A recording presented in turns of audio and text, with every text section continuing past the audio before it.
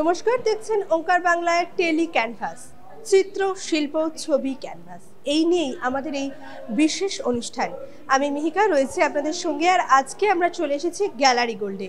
চলছে এক দল শিল্পীর একটি বেশ অন্য ধাঁচের চিত্র প্রদর্শনী। এই প্রদর্শনীর বিষয় আমার মা। শিল্পীরা তাদের নানান ধরনের স্টাইলে, নানান ধরনের মিডিয়ামের মধ্যে দিয়ে এই বিষয়কে ফুটিয়ে তুলেছেন। তাদের প্রত্যেকের গল্প বলার ধরন যেমন আলাদা, তাদের প্রত্যেকের গল্পের আউটকামও কিন্তু একেবারে আলাদা। না, আমি খুব বেশি আর ভূমিকা করব না, সরাসরি চলুন শিল্পীদের সাথেই কথা বলে নিই।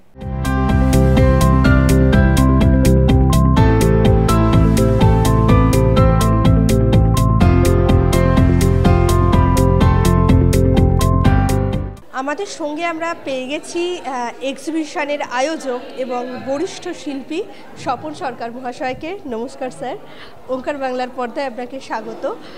আপনাকে প্রথম যে প্রশ্নটা করব, এই যে আপনার অসাধারণ কিছু কাজ দেখছি, এই কাজের হাতে খড়িটা কিভাবে কিভাবে আর কি ছবি আঁকার শুরুটা হলো আপনার?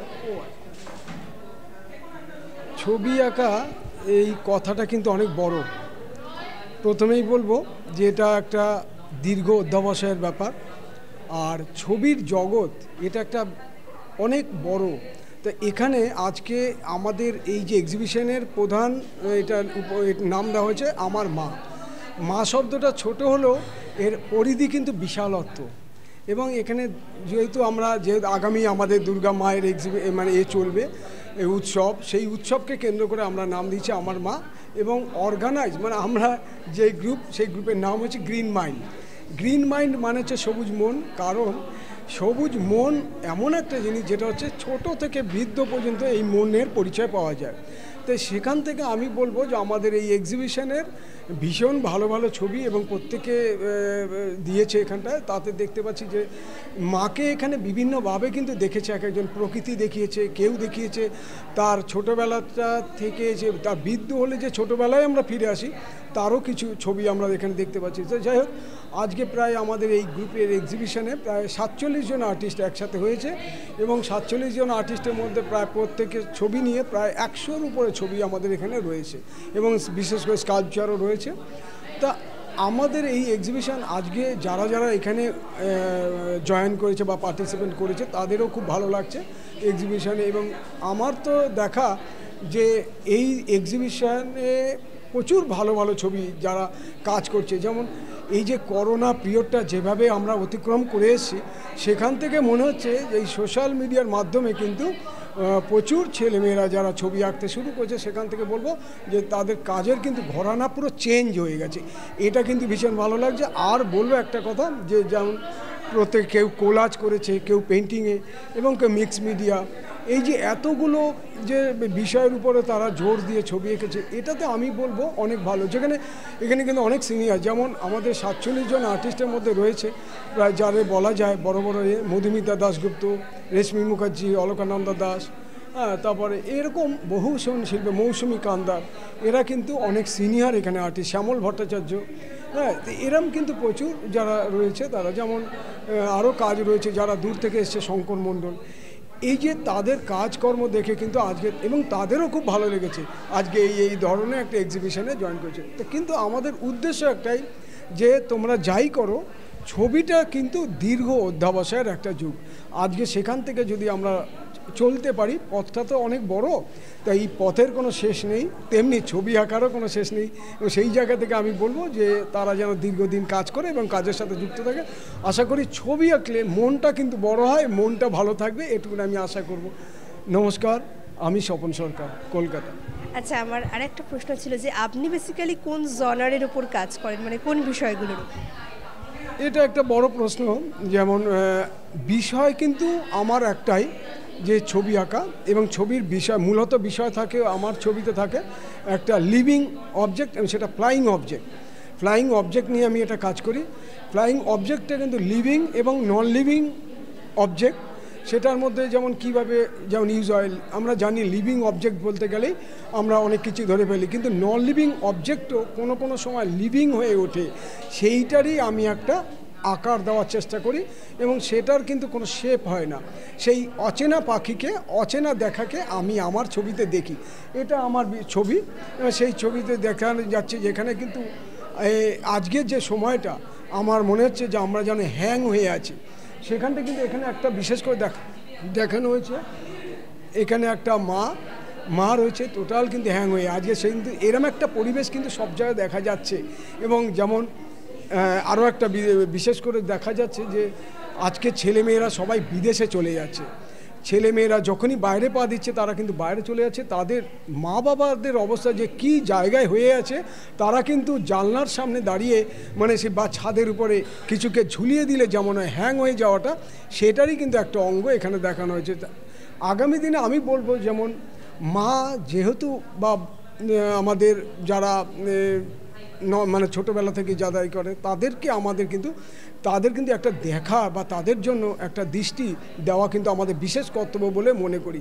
তারই একটা প্রতিফলন কিন্তু আমি আমার ছবিতে দেখেছি। সেই ছবিটা আমরা কিন্তু ভাববো যে আগামী দিনে তারা যেন হ্যাং না হয়ে যায়, তারা যেন একটা সফলতা, তারা যেন মনে একটা বল পায় যে আমারও কিছু আছে বা আমার সাথে কেউ আছে। তো এই জায়গা থেকে কিন্তু আমার ছবিকে রাখা আছে এবং সেখানে কিন্তু খুব মিনিমাইজ একটা কালার দিয়েছি, যেটা যেমন আমরা ব্ল্যাক অ্যান্ড হোয়াইট মানে আলো আর ছায়া, আলো ছায়ার মধ্যে একটা লাল রং, লাল মানে হচ্ছে সেখানে শান্তিমূলক জায়গা আমি দেখতে পারি। সেই জায়গা থেকে কিন্তু আমার এই একটা সুদিন একটা জায়গার মধ্যে যেমন আমরা অনেক কিছুই দেখি যে একটা সুদিন জায়গা, সেখানেও কিন্তু আমরা কিছু কিছু জিনিস আছে যেই সফট জায়গাটাকে আমরা কিন্তু সবসময় দেখি যেমন উত্তপ্ত হয়ে ওঠে সেই জায়গা থেকে। যেমন এখানে অনেক কিছু দেখা যাচ্ছে। এবার তো ছবি তো আমি আমার জায়গা থেকে করা এবং দেখাটা কিন্তু দর্শক যদি আমাকে কিছু বলে তাহলে কিন্তু মনে হবে যে আমি আমার কিছুটা হলেও পৌঁছাতে পারছি আমার লক্ষ্য দৃষ্টিতে। তো এটুকুনি বলবো, অনেক বেশি বলে দিলাম। নমস্কার, অনেক ধন্যবাদ। শিল্পীর কাছ থেকে না আমরা বেশ অন্য ধরনের একটা চিন্তাভাবনার কথা শুনলাম।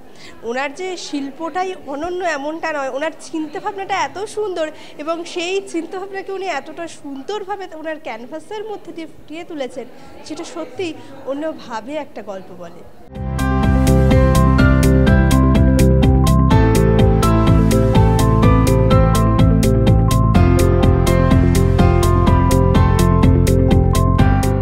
আমরা আমাদের সঙ্গে পেয়ে গেছি আরও একজন শিল্পী, মানিক কান্ডারকে।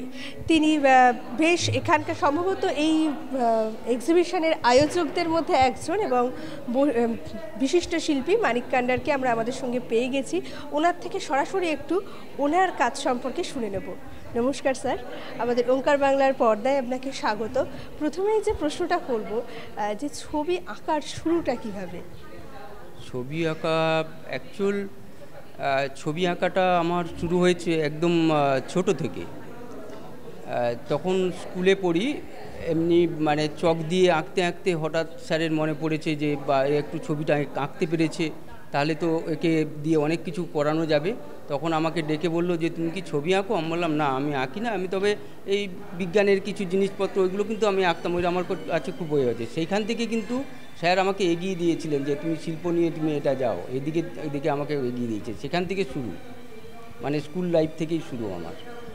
বেসিক্যালি একটু দেখতে পাচ্ছি অ্যাবস্ট্রাক্টের ওপরে কাজ বেশি করেন, তো হঠাৎ এই জনারের প্রতি ইন্টারেস্টটা কীভাবে তৈরি? আমি মনে করেছি যে পৃথিবীর সৃষ্টিটা হচ্ছে বিমূর্ত। সেই বিমূর্ততা যখন একটা নাড়া দিয়েছে যে হ্যাঁ, বিমূর্ত যখন হবে আমি সৃষ্টিটা যেরকম ইচ্ছে করতে পারি, তো আমার মনের কোনটা ক্রিয়েট করেছে, তখন দেখলাম এই দিকটা আস্তে আস্তে করে এটা গড়ানো শুরু হয়েছে। তো সেটার আস্তে আস্তে গিয়ে এই জায়গায় দাঁড়িয়েছে। এখন আমি আরও এর থেকে আরও ভেঙে আরও ভেতরে ঢুকে গেছি, মানে সেটা সাংঘাতিক জায়গা। তার জন্য আমি পড়াশুনো করছি, তার জন্য আমি অনেক কিছু দেখছি। সৃষ্টিটা যে একদিনে আমি করে ফেলছি তা না, ওটা করতে গেলেও অনেক কিছু সমস্যা আছে, সেই সমস্যাগুলোকে আস্তে আস্তে করে কাটিয়ে আমি আজকে এই বিমূর্ত জায়গাটা আমি করতে পেরেছি। আচ্ছা, আপনার এখানে একটা ছবি দেখতে পাচ্ছি অসাধারণ কিছু রঙের মিশ্রণে, তো একটু যদি আমাদেরকে বুঝিয়ে বলেন এর গল্পটা।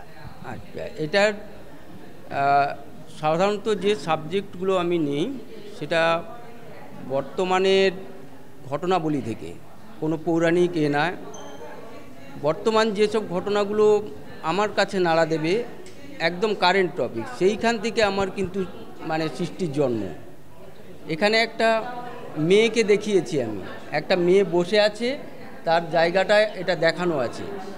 মেয়েটা একটা ইয়াং বয়সে তার যে উদ্যমটা আছে, সেই উদ্যমটা সে চাইছে যে আমি মনে হয় যে পৃথিবীটাকে আমি গ্রাস করে নিতে পারবো, মানে তার সেই উদ্যমটা, তার চুল সে ছড়িয়ে করে দিচ্ছে। কিন্তু এর ভেতরেও কিন্তু অনেক ব্যাপার আছে যে ওই যৌবনটা কিন্তু ওখানে নিয়ে যেতে পারবে না, ওখানেও কিন্তু আক্রোশ আছে, ওখানে কিন্তু আটকে যেতে পারে।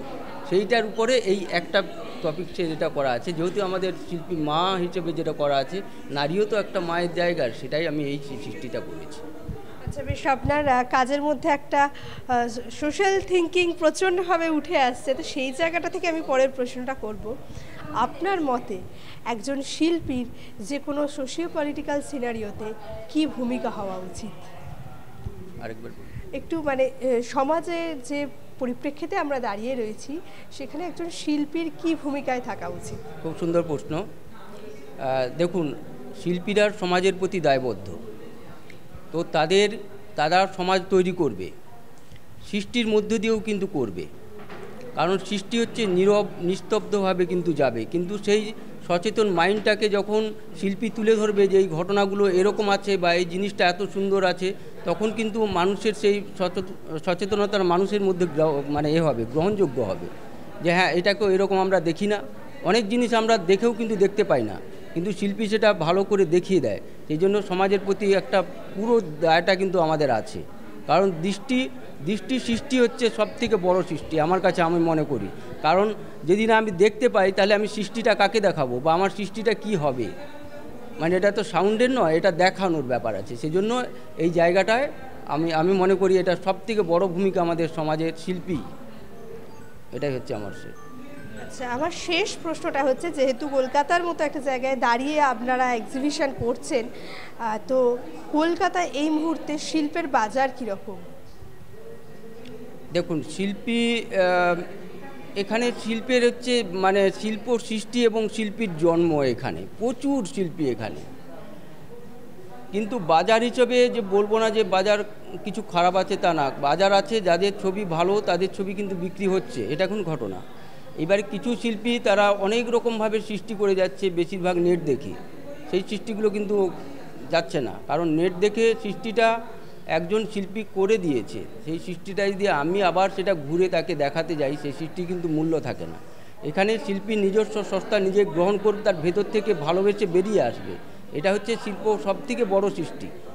তো সেইটা সচরাচর একটু কমেছে, মানে ভালো সৃষ্টিটা একটু কমে গেছে। অনেক শিল্পী এক্সিবিশনের জন্য লাফালাফি করছে, কিন্তু সেটা ঠিক নয়। এখান থেকে যেমন বাঁচতে হবে বা বেছে করতে হবে যে সৃষ্টিটা তুমি আরও ভালো করেছো, তোমাকে আরও ভালো করতে হবে, কি করলে তার গাইড দেওয়া হবে, তার করা হবে, সব কিছু নিয়ে কিন্তু এটা আমরা করতে চাইছি। তার জন্য এর একটা প্ল্যাটফর্ম আমরা তৈরি করেছি, যেখানে শিল্পকে তৈরি করা হবে, সৃষ্টি তৈরি করে শিল্পীও তৈরি হবে, এটাই হচ্ছে মনে। অনেক ধন্যবাদ স্যার। আমাদের সঙ্গে এতক্ষণ ধরে কথা বলছিলেন শিল্পী মানিক কান্ডার। তার বক্তব্য থেকে কিন্তু খুব অসাধারণ দুটো পয়েন্ট উঠে এলো। এক, যে কোনো সামাজিক পরিপ্রেক্ষিতে যে কোনো শিল্পী, তার শিল্পী সত্তা সবসময় কিন্তু খুব গুরুত্বপূর্ণ ভূমিকায় থাকে। সমাজ গঠনের অনেকখানি দায় বা সমাজের অনেক বিষয় নিয়ে অনেক কিছু কথা তোলার দায় হয়তো শিল্পীর গাতে থাকে। শুধু তাই নয়, আর দ্বিতীয় যে বিষয়টা উঠে এলো, যে শিল্পী যিনি অন্তর থেকে সৃষ্টি করবেন, তিনি যেটা তার সৃষ্টি বলে আমাদের সামনে তুলে ধরছেন, সেটা তার সত্যিকারের সৃষ্টি হতে পারে। একটা সৃষ্টি থেকে রিমেক করাটা হয়তো সৃষ্টি নয়, সেটা হয়তো শিল্প নয়। অনেক ধন্যবাদ মানিকবাবুকে। আমরা আরও কয়েকজন শিল্পীর সাথে কথা বলে নেব। চলুন।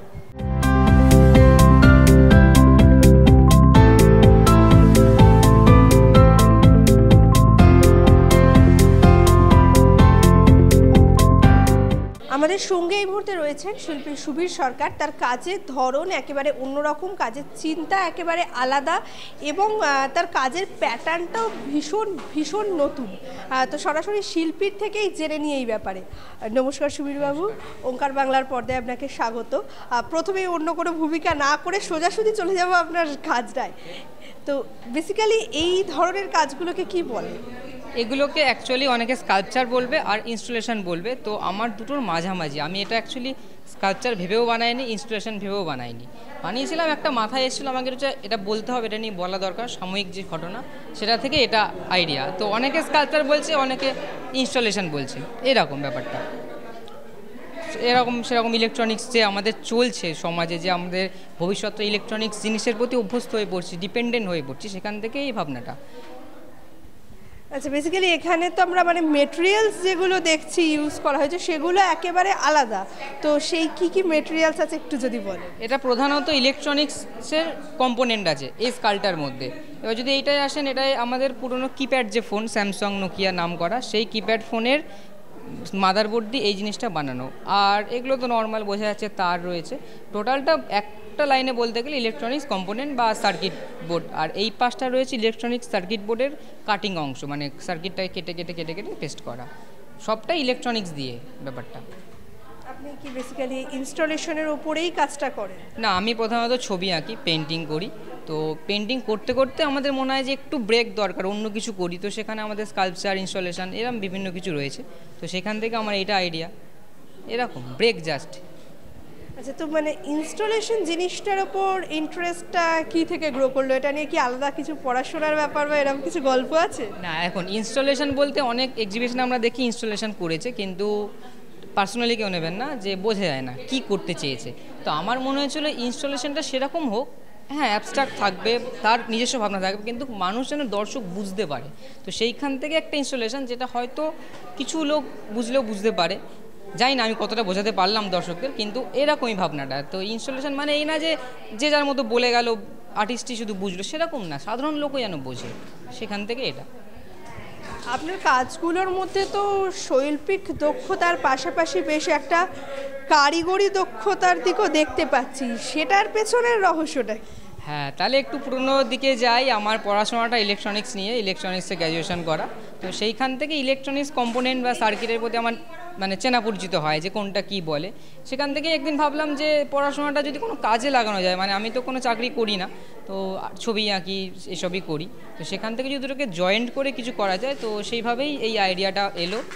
তো আপনি বলছেন কারিগরি ভালো, জানি না, হয়তো ভালো, তো সেই রকমই ভাবনা, সেরকম ভেবে কিছু করিনি যে কারিগরি কিছু করব, সেরকম আইডিয়া ছিল না।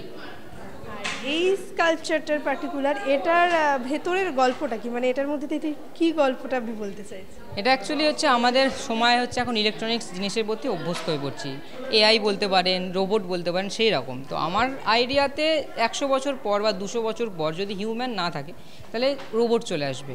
তো সেই রোবট আছে, তাকে দেখতে কীরকম হবে, এক একজনের ভাবনা একরকম হতে পারে, কেউ ছবি এঁকে বোঝায়, তো আমার এই মাধ্যমে বুঝিয়েছি। তো এরকম একটা রোবট দেখতে হবে, এবং এর একটা প্রধান বৈশিষ্ট্য হচ্ছে যে মানুষের ব্রেন ইরেজেবল নয়, মাথায় যা ঢোকে সেটা থেকেই যায়, মুছতে পারি না আমরা চাইলেও, দুঃখ আনন্দ সবই। কিন্তু এই রোবটটার ক্ষেত্রে দেখা যাবে যে তার ব্রেনটা বাইরে বার করে ইরেজ করা যাবে, চাইলে মুছতে পারবো, আবার চাইলে অন্য জিনিস ঢোকাতে পারবো, ডেটা।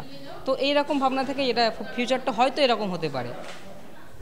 আপনার সাথে আলোচনার থেকে একটা কৌতূহল জাগছে, সেই কৌতূহল থেকে একটা প্রশ্ন, এই ছবি আঁকা, ইলেকট্রনিক্স নিয়ে পড়া, এর পাশাপাশি কোথাও কি কল্পবিজ্ঞানের প্রতি একটা আলাদা ভালোবাসা ছিল? কল্পবিজ্ঞানের প্রতি তো ভালোবাসা অনেকের থাকে ছোটোখাটো, এবার সেটা এখন এই মুহূর্তে একটা কাজ দিয়ে বোঝানো খুব মুশকিল, আরও কাজ আসলে এই ব্যাপারে বলতে পারবো। আমিও অতটা ভেবে কিছু করছি না, মানে আর্টিস্ট আমরা এরকমই হই, ভেবে বিশাল কিছু করি না, আমাদের মাথায় কিছুটা আসে যেটা আমাদের এক্সপ্রেস করতে হয়, ছবি এঁকে স্কাল্পচার দিয়ে বোঝাই আমরা। অনেক ধন্যবাদ সুবীর বাবু। আমরা শিল্পী সুবীর সরকারের সাথে কথা বললাম, তার কাজের মধ্যে দিয়ে তিনি একই সাথে অন্য ধরনের শিল্পশৈলী এবং অন্য ধরনের চিন্তাভাবনা দুটোকেই তুলে ধরছেন। আধুনিকীকরণ, যেটাকে নিয়ে হয়তো আমরা অনেক ক্ষেত্রেই অনেক বিশেষজ্ঞই বলে থাকেন যে শিল্পের ক্ষেত্রে হয়তো থ্রেট হয়ে দাঁড়াচ্ছে, সেই থ্রেডটাকেই যে ঘুরিয়ে কিভাবে আবার শিল্পর মেটেরিয়ালে পরিণত করা যায় সেটা দেখিয়েছেন শিল্পী।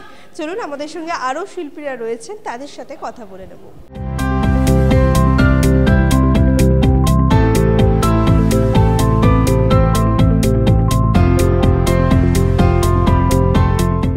আমাদের সঙ্গে রয়েছেন শিল্পী অলকানন্দা দাস, তার ছবির গল্প, তার ছবি আঁকার গল্প তার থেকেই শুনে নেব।